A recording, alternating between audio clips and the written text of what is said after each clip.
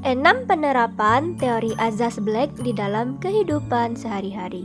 Yang pertama, panel surya. Panel surya merupakan alat yang bisa menyerap kalor radiasi matahari.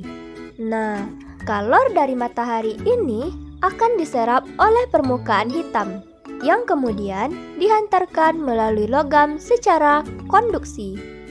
Selanjutnya, kalor ini akan dipindahkan ke bagian sistem pemanas air yang terhubung. Yang kedua, termos panas. Ternyata, pada termos panas ini bisa mencegah pemindahan kalor secara konduksi, konveksi, dan radiasi, supaya air dalam termos tersebut tetap panas. Sudah tahu belum termos ini dibuat dari apa, yo?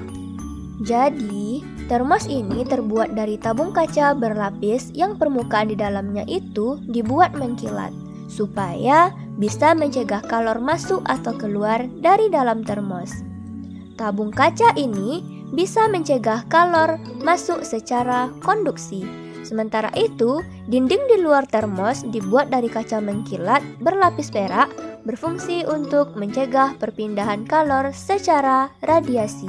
Nah, di antara lapisan kaca tersebut terdapat ruang hampa udara untuk mencegah perpindahan kalor secara konveksi dan konduksi dari dinding kaca ke dinding kaca luar.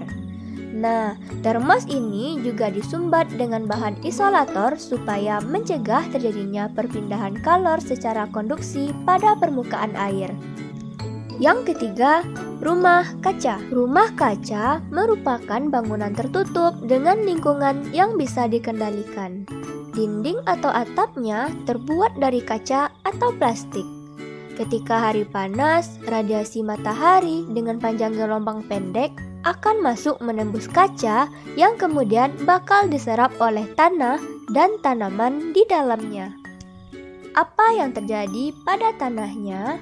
Nah, tanah atau tanaman yang ada di dalamnya ini akan memancarkan kembali kalor yang mereka terima dalam bentuk radiasi inframerah dengan panjang gelombang yang lebih panjang.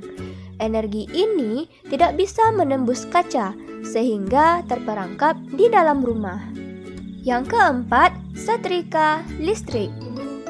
Energi listrik diubah menjadi energi panas yang kemudian akan dikonduksikan oleh alas besi tebal yang ada di bawah setrika. Namun pada setrika ini tidak terjadi perpindahan kalor secara radiasi dan konveksi. Yang kelima, pipa penukar kalor. Nah, kalau alat ini banyak digunakan di bidang industri yang berfungsi untuk memanaskan zat cair dari udara pada suatu wadah. Di dalam pipa dialirkan air panas atau udara panas hasil dari proses pemanasan suatu alat yang disebut sebagai boiler. Pipa menukar kalor ini akan dimasukkan ke dalam wadah yang berisi air atau udara yang dipanaskan, sehingga di sini terjadi perpindahan kalor secara konveksi dan konduksi. Proses ini berlangsung dengan cara air panas yang mengalir dalam pipa akan menghantarkan kalor secara konveksi ke pipa bagian dalam.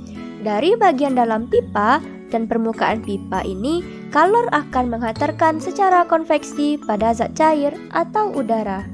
Yang keenam, fenomena mandi hangat setelah kehujanan. Pernahkah kamu hujan-hujanan? Ketika pulang sekolah atau kerja, lalu kehujanan di jalan, kamu pasti merasa dingin kan? Kemudian, kamu mandi pakai air dingin, tapi kenapa rasanya seperti mandi dengan air hangat? Loh, kok bisa ya? Nah, fenomena ini sebenarnya juga termasuk ke dalam teori Azaz-Black. Kalau kita bandingkan, suhu kita lebih tinggi ketimbang air hujan.